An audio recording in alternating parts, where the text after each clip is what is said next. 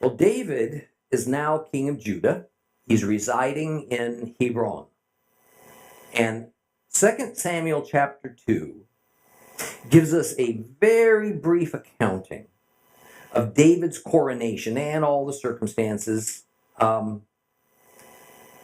actually kind of odd in some ways, but it's informative. And a good question, I think, for us to ask is, why would a single tribe opt for a king over simply having a tribal prince or a tribal leader like all the other ones do? In other words, it is customary that there is a designated head of the tribe, and then the tribes are further subdivided into clans, such that each clan would also have a leader who's under the authority of that tribal prince. Clan leaders would have less authority, not more, under a king. Having a king makes sense when the goal is to set a man over the top of a number of tribes, a man who is above the several tribal princes. But that's just not the case here. I don't have a definite answer for this problem, but a reasonable speculation is that the clan leaders of Judah figured that there would for sure be a new king over the northern tribal coalition that was headed by King Saul before his death, and that since Judah didn't want a northern king over them, it was better to anoint their own while there's still a power vacuum up to the north. I think this fits pretty well with the historical circumstances. The issue was a balance of power, and perhaps a hope that their man, David, might even become king over all the tribes, thus giving Judah a position of preeminence over all the other tribes. So, let's reread most of 2 Samuel chapter 2 this evening to set the stage for this evening's lesson. 2 Samuel chapter 2, if you have a complete Jewish Bible, it's page 335. We'll start reading in verse 4. Verse 4.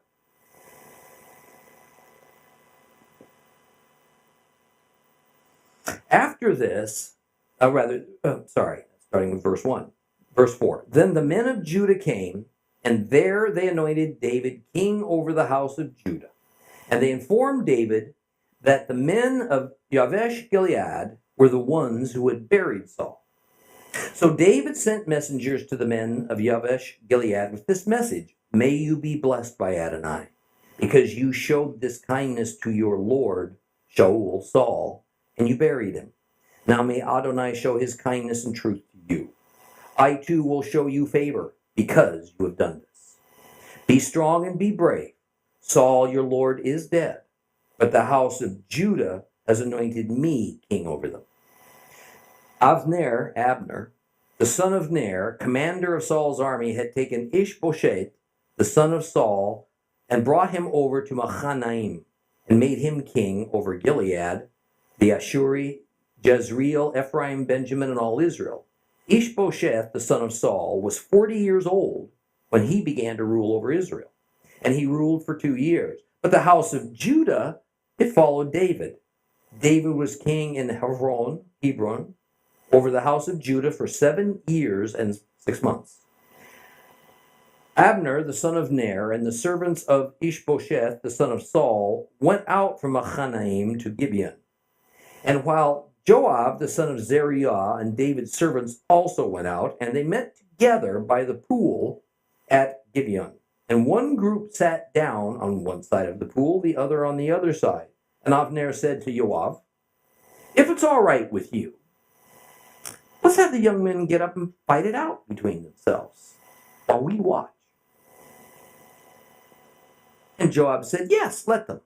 So they got up and paired off 12 for Benjamin and Ishbosheth, the son of Saul, and 12 of David's servants. And each one grabbed his partner by the head, and he drove his sword into his side so that they fell down together. For this reason, that place was named Helkat Hatzurim, Field of Blades. And it is in Gibeon. Now the battle that day was very fierce, and Abner and the men of Israel were beaten by David's servants. The three sons of Zeruiah were there: Joab, Abishai, and Asahel. And Asahel was as fleet-footed as a gazelle in an open field, and Asahel chased Abner, going straight for him, veering neither right nor left. And Abner looked behind him and asked, "Is that you, Asahel?" "Yes, it is," he answered. And Abner said to him, "Well, turn off to your right or your left, catch one of the young men, take his armor." But Asahel wouldn't turn aside and kept following him. And Abner said again to Asahel, "Turn aside and stop following me. Why should I kill you? If I did, how could I look at your brother Joab in the eye?" But he still refused to turn aside. So Abner stabbed him in the groin with the back end of the spear, so that the shaft protruded behind him. He fell down and died on the spot. Everyone who came to the place where Asahel lay dead stopped there. Joab and Abishai continued in pursuit of Abner, and the sun went down when they arrived at Ammah Hill, across from Giach, along the Gibeon desert road. And the people of Benjamin gathered themselves together into a phalanx behind Abner and stood on top of the hill. And then Abner called out to Joab, "Must the sword go on devouring forever? Don't you know that in the end it can only produce bitterness? How long will it be then before you tell the people to quit pursuing their brothers?" And Joab said, "As God lives, if you hadn't said something, there's no doubt that the people would have kept following their brothers all night long." And then Joab sounded the shofar, and with that the people halted. They stopped pursuing Israel, and they stopped fighting. Abner and his men went through the Eshba'al that night. They crossed the Jordan, went through all of Bitron, and arrived at Machanaim. Joab returned from following Abner. From there, when he brought the troops together for review, 19 of David's servants were missing along with Asahel. But David's servants had killed 360 of Abner's men of Benjamin. They took Asahel and buried him in his father's tomb in Bethlehem. Then Joab and his men marched all night so that they reached Hebron at daybreak. Now we're going to run into a lot of political intrigue over the next several chapters. So if you find that kind of thing interesting, you're going to just love this study for the next few weeks. The men of Judah who appointed David as king also inform him about the men of Jabesh-Gilead, city of Jabesh-Gilead, who displayed such great courage by braving the presence of the Philistines to retrieve the decapitated body of King Saul from the walls of Beit-Shan, and then to give him a proper burial at their own city on the east side of the Jordan River. So here we see one of the qualities of David that made him so dear to the Lord. It was usual and customary for a new king to purge his predecessor's accomplishments, his family, and everybody who sympathized with the former king. But instead, David reached out to the people of Jabesh-Gilead and even sought to reward them for their faithfulness to King Saul. Now recall that the people of Jabesh were not only politically aligned with Saul, but also they were closely related to him by blood, which is the foundational reason for their alliance with him in the first place. David sent messengers to the leaders of Jabesh, and he said that because they had shown such kindness to Saul, that not only does he ask Jehovah to show them kindness, but that he, David, wishes to demonstrate kindness to them. Now, the multiple use of the word kindness is in the original Hebrew language chesed, and it indicates the commission of a righteous deed that's beyond everyday kindness. It's an act of mercy. It's an act of grace that mimics the kindness of God. But there's also present a very complicated Middle Eastern thought pattern and dialogue that's difficult for modern Westerners to spot. See, the underlying implication is that when we read of a person wishing chesed, onto another. It's because the others own chesed, because of the others own chesed, and it's because the person who is at the receiving end of this righteous deed is unable to repay it himself. So in this case, the citizens of Jabesh-Gilead had showed chesed, kindness, to Saul and to his family, but since Saul is dead, he obviously can't reciprocate with a righteous deed towards the citizens of Jabesh. And such a thing is quite intolerable to Middle Eastern sensibilities, and it has to be remedied somehow. We see this same concept in the book of Ruth between Naomi and Ruth and Orpah. And in Ruth chapter 1, we read this. Naomi said to her 2 daughters-in-law, each of you go back to your mother's house. May Adonai show grace, in Hebrew chesed, to you, as you did to those who died, and to me.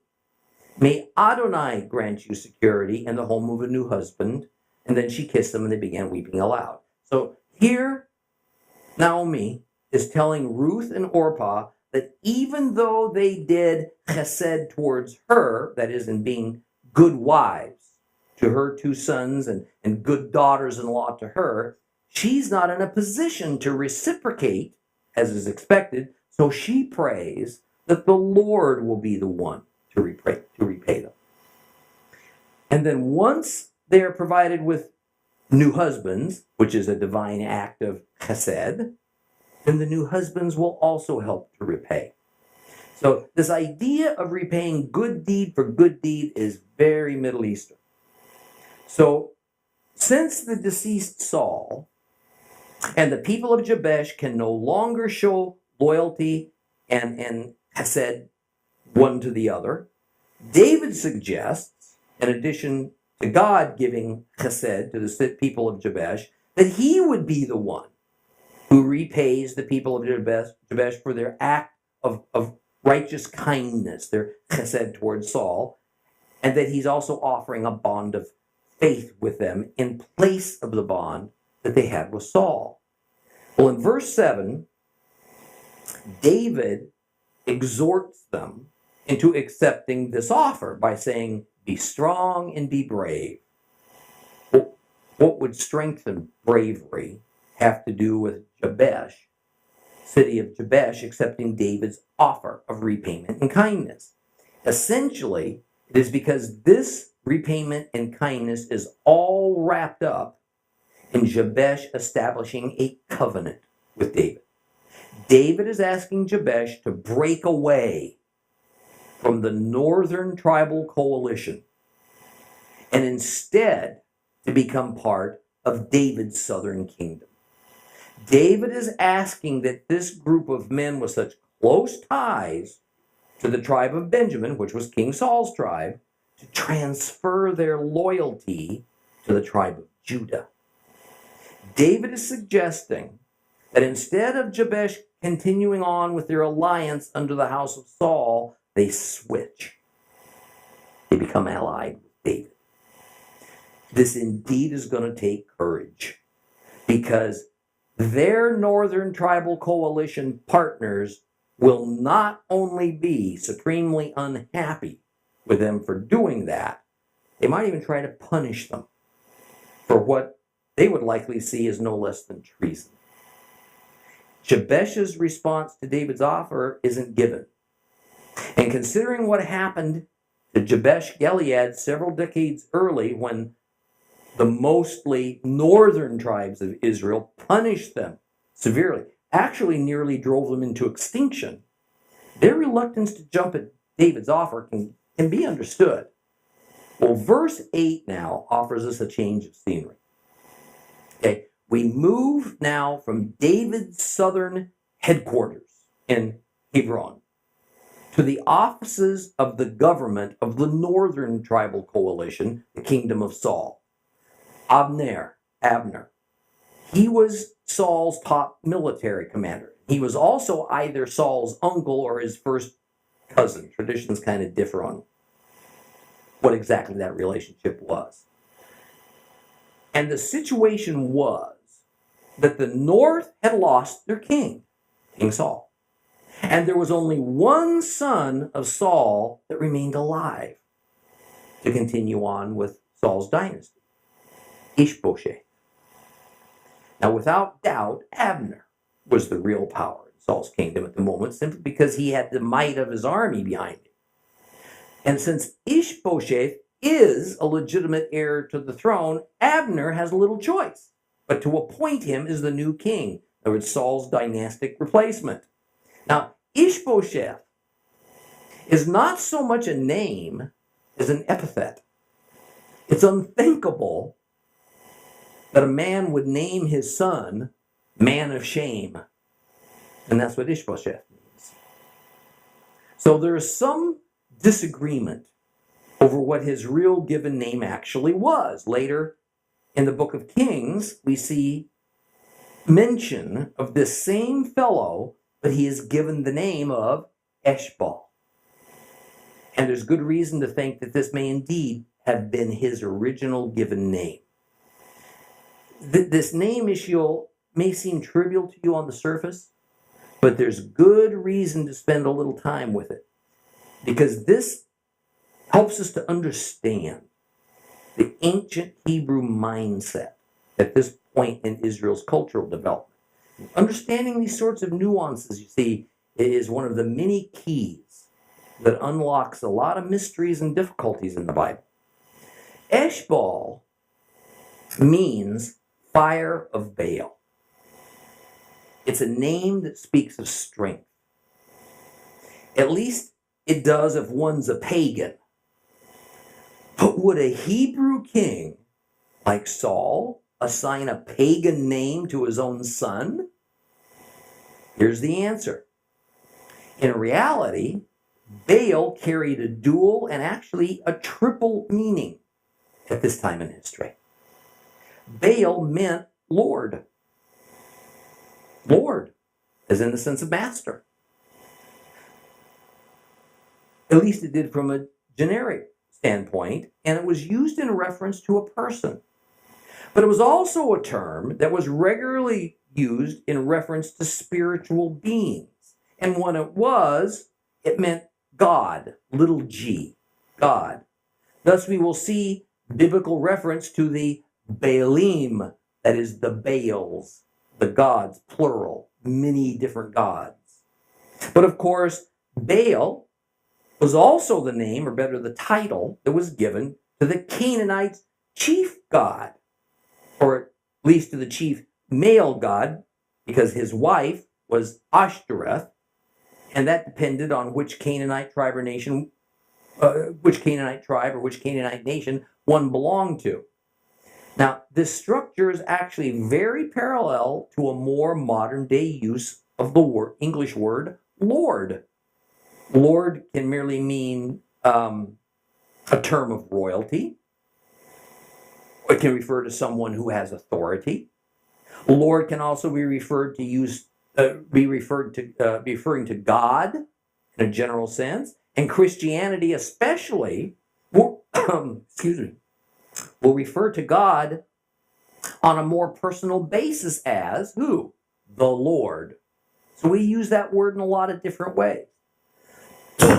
By the time of David, the Hebrews had borrowed the word Baal, and they had added it to their own vocabulary. And they used it to mean Lord in the sense of a person with authority. Thus, both in the Bible and in other ancient Jewish sources, we will find Hebrew names that actually incorporate the word Baal. It doesn't necessarily mean a loyalty or a dedication to the pagan god Baal, but at times it did. But it did reflect a very casual, a very unpious attitude towards the law of Moses and to the Hebrew religion in general. But that's what happens to language. A word that means one thing is incorporated into a new language, and it comes to mean something similar, but not quite the same.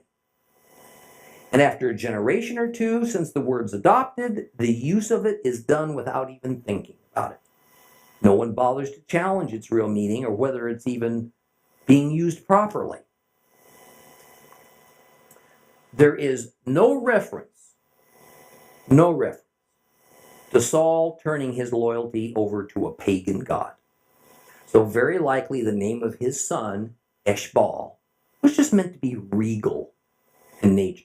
Fire of the Lord, meaning a human lord.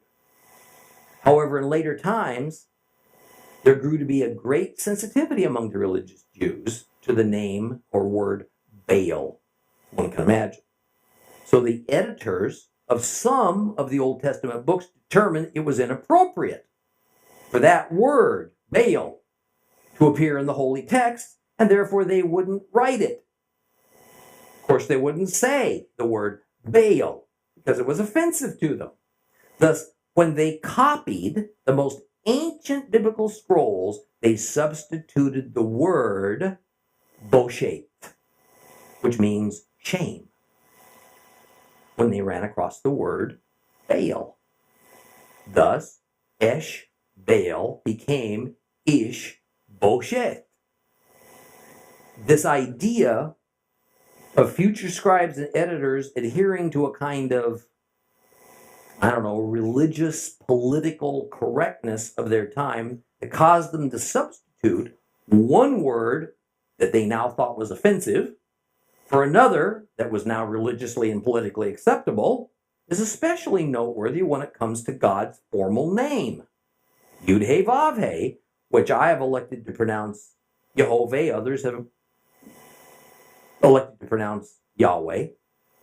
And the word YHWH, Yud-He-Vav-He, also became a very sensitive issue to the Jewish people around the 4th century BC. And while the word was retained in written form, and their new handwritten copies of the Bible, in the margins of the scrolls, a handful of other words, such as Adonai, meaning Lord, or Hashem, meaning the name, or Elohim, meaning God, were written in, so that as the scroll would be read out loud, these words would be used in place of Yud-He-Vav-He. Now see, these sorts of variations in biblical names and places and these substitutions of words from one scroll or manuscript to the next, it's created all kinds of difficulties and controversies in Bible translations. But most of the time, if we'll read what the ancient Hebrew sages say about it, then we'll find out the reason for these changes, even if the reasons for it are kind of dubious. Well, let's move on. For some reason, Abner decided to relocate Saul's son, Ishbosheth, out of the northern region of Canaan and then across the Jordan River to a place called Mahanaim. And it was there that he formally appointed Ishbosheth to be his father's successor, the new king of Israel. Now, there's a couple of interesting aspects to what's happening here. One is to ask why it is that Abner would move Ishbosheth to the other side of the river just to appoint him king. The reason is it would be a lot easier for Ishbosheth to set up his new government there because the Philistines at the time had way too much control over the land that constituted Saul's old kingdom. A second issue is, why would Abner want to crown Ishbosheth at all, since apparently he knew that David was to be the king? He knew this. It's clear that Abner had more respect for Yehovah and for his commandments and for his decrees than did his former boss, King Saul. The ancient sages and rabbis have some very interesting takes on this issue of just what was in Abner's mind that caused him to go ahead and make Ishbosheth the new king, despite his own admission, by the way, that we're going to read in chapter 3 that he was well aware. He knew that David was God's choice to be king over all the Israelite tribes. Well, the Jewish commentary called Bereshit Rabbah states that Abner did not deny that David was to be king, but he only thought it wasn't yet the appointed time.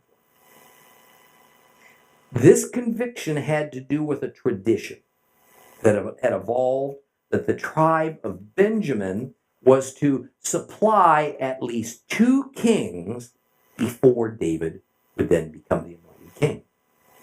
And this belief was due to a statement made in the Torah in Genesis 35:11 that God blessed Jacob as he was returning from Mesopotamia, and he was fleeing from his uncle Laban, by saying that kings shall issue from your loins.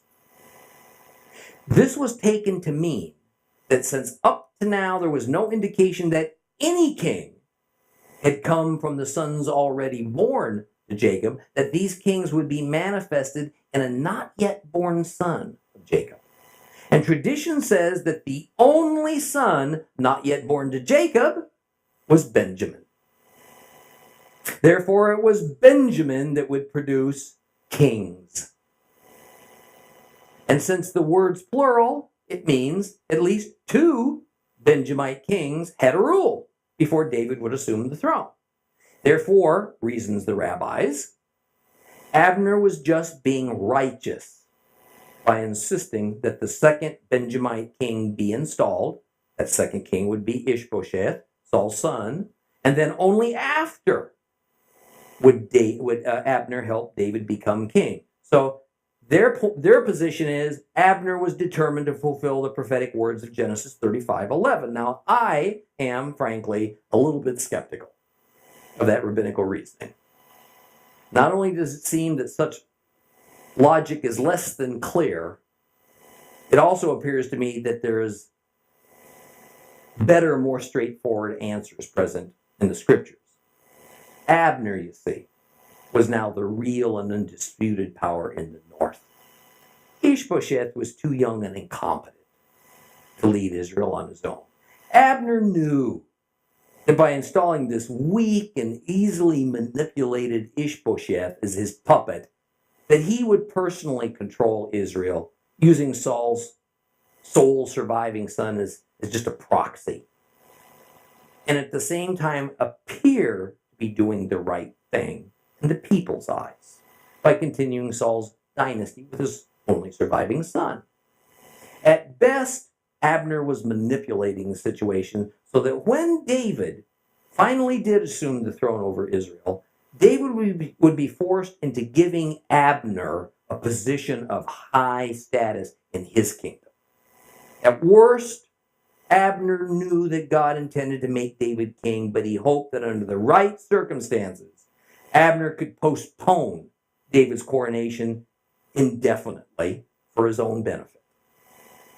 Well, verse 9 explains that Ishbosheth was made king over Gilead, the Asherites, Jezreel, Ephraim, Benjamin, and then all of Israel. Now, Gilead was generally the tribes of Gad and Reuben located over in the Transjordan, east side of the Jordan River.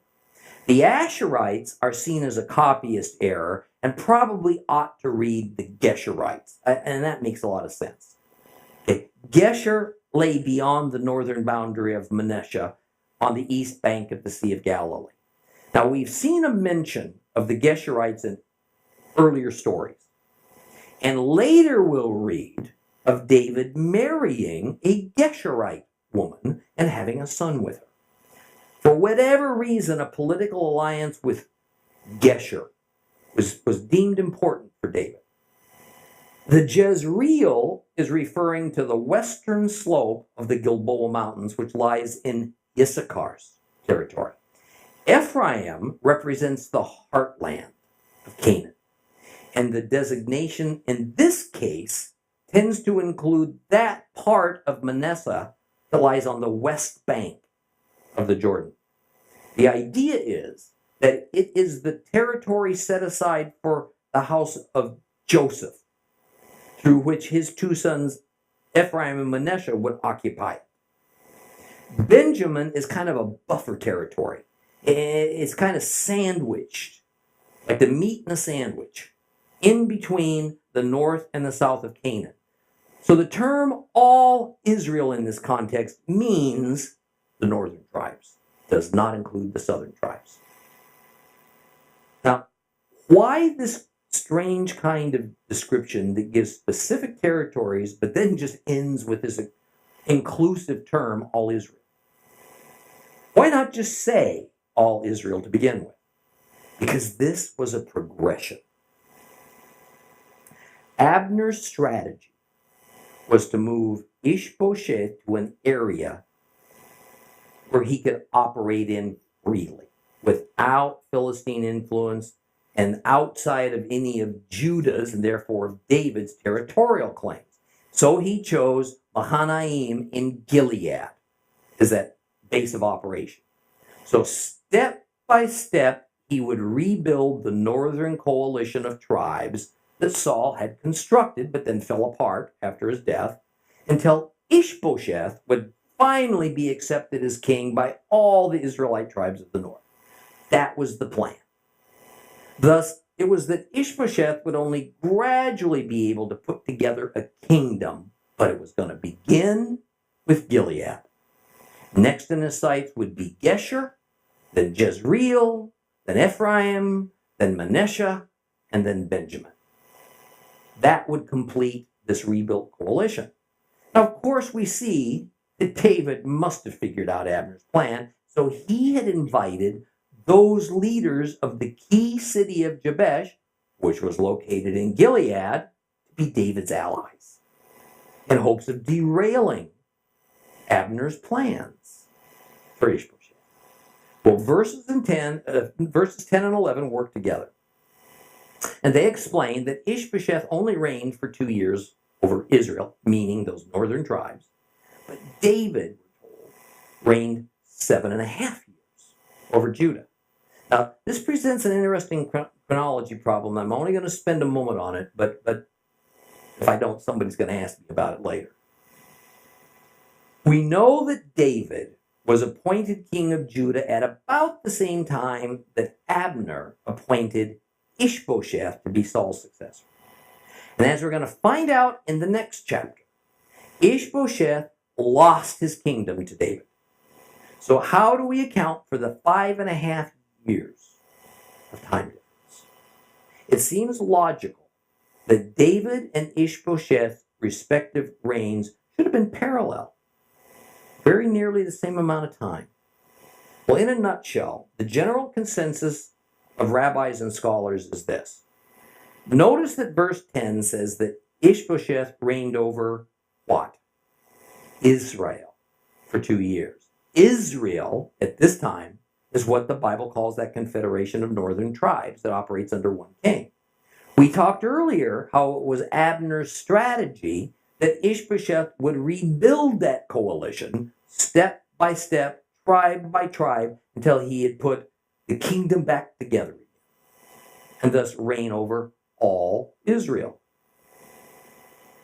Therefore, it took Ishbosheth 5.5 years to gain all those territorial loyalties back, and only then could it be said that he ruled over Israel. Once that happened, he was only on the throne for 2 more years, until David took over the northern kingdom. Well, in verse 12, a chance meeting between men loyal to Ishbosheth, men loyal to David occurred, and the result was going to be war. It seems that Abner had business in his family hometown of Gibeon, it's in the territory of Benjamin, and he and his contingent of men stopped to refresh themselves at a watering hole called the Pool of Gibeon. And since Judah's territory abutted this same place, Joab a nephew of David and his current commanding military officer, and some of his brothers and some other men, also just happened to arrive at this water pool at the same time for the same reason. Imagine their surprise. Okay, guys, what do we do now? Should they engage in battle? Should one or the other withdraw?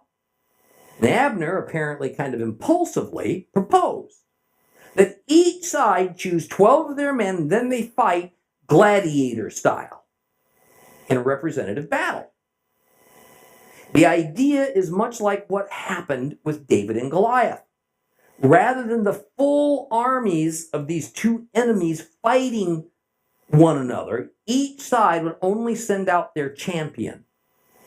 And then those two men would fight, and the losing side would consider the defeat of their entire army, and they would leave the battlefield, and that would save massive bloodshed. Well, the pool of Gibeon has been located. Turns out it was a man-made pool. It was a large cistern carved out of rock. It was about 40 feet in diameter, almost 80 feet deep. It caught the runoff from the surrounding area. It was all rocky, and it stored the water. There's even a stairway carved into the walls of this cistern, so that as the water level dropped, 80 feet here, the precious liquid could still be accessed right down to the bottom.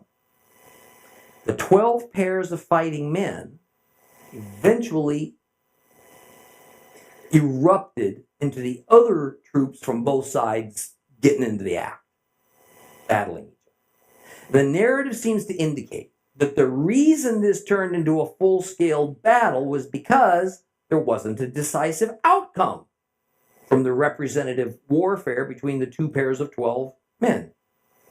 Rather, it seems, it was a draw. They all killed each other. It turns out that Joab was there with two of his brothers, Abishai and Asahel. And it appears that as Abishai was the oldest, then Joab must have been the middle child. These were David's nephews. They were sons of David's sister, Zeruiah. David's men got the best of Abner's men, and so Abner and his company of soldiers now fled to save their lives. Zeruiah's three sons gave chase, but the youngest, Asahel, he was a much faster runner than his brothers. And the narrative describes him as being as swift as a gazelle or a deer. Well, the youthful and unfortunately foolhardy Asahel set his sights on the big prize, the big kahuna. He was going to go after Abner, the commander, not giving it a thought that this grizzled old warrior had managed to live so long because he was a fierce and cunning fighter who just didn't know how to lose. And as Asahel got closer and closer in this foot race with the aging Abner looking over his shoulder, he tells the boy, maybe you need to rethink your intentions, young man. And the supremely confident Abner suggested maybe it wasn't such a good idea that he should catch him, because Abner could easily kill him. And this would cause even more bad blood between the military commanders of the opposing kingdoms, Joab and Abner. But in youthful exuberance, Asahel responded by turning on the jets. Well, now he's breathing down Abner's neck. So Abner used an old military trick that only the most experienced would dare to try. Abner had sharpened the wooden handle end of his spear. And as Asahel got within inches and was ready to strike, certain he was about to end the life of this old man of legendary status, Abner unexpectedly and abruptly stopped. And without turning, he just thrust the sharpened handle of his spear backward. And Asahel literally ran into it and impaled himself upon it. Because Asahel had raced out ahead of everyone, it took some time before the rest of the group caught up with him.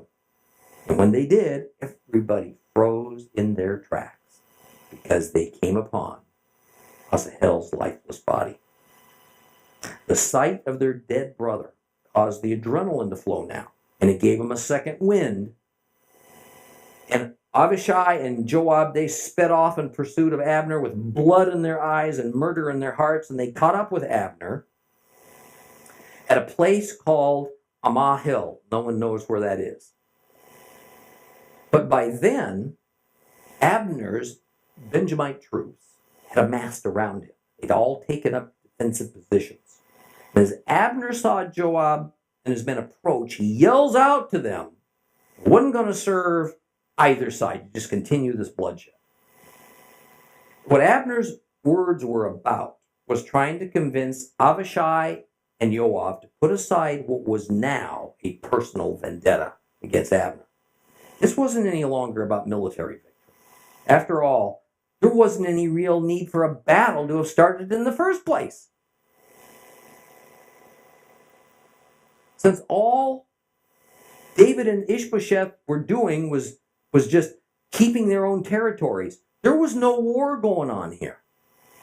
So Joab responds in verse 27 by saying, as God lives, if you hadn't said something, there's no doubt that the people would have kept following your brothers all night long. The meaning of his words is that it was Abner who had instigated this. If Abner hadn't rashly suggested that these 12 representatives from each side fight each other, then all of these soldiers wouldn't have died. Asahel would still be alive. Abner's responsible for it all in Joab's eyes, especially for his younger brother's death. And the dynamics of the entire situation have now changed. What before the incident at the pool of Gibeon was a cold war of sorts between those loyal to David and those loyal to Ishbosheth, this had now turned into a family blood feud. Abner knew that this is what would happen, and this is why he asked Asahel to turn aside, go after somebody else. This is really going to be a big mess. We get into it. Abner knew he was going to have to kill Asahel. And the result would be this ongoing series of revenge killings now between the two families. In any case, Joab knew that there had been enough bloodshed for one day, and that Abner and his men were up there in strong defensive positions, so he blew the shofar as a signal to end the fighting. And Abner followed through, and he led his men on the trail north through the Arabah back into his home territory. The Arabah is this long rift valley that begins at the Sea of Galilee, extends all the way south to the Red Sea, to the Gulf of Aqaba. Well, when both sides arrived home, they counted their dead. The victory for David's men was overwhelming. They had only lost 20 men, including Asahel. But Abner, they had lost 360. Now, in some ways, this is to be expected. David's men, remember, were experienced and apt fighters. They had followed David for several years. They were well trained. These men were part of that 600 who had been with David through so much over the last few years. But as Asahel's brothers carried his body to the family burial plot in Bethlehem, Joab just burned with desire for revenge. The truce arranged at Asahel between he and Abner applied only to kingdom business. But the matter over his brother Asahel's death was personal. This was personal. This was between him and Abner. This was, after all, the Middle East. All blood feuds end badly. We're going to start chapter 2 next week. Please rise.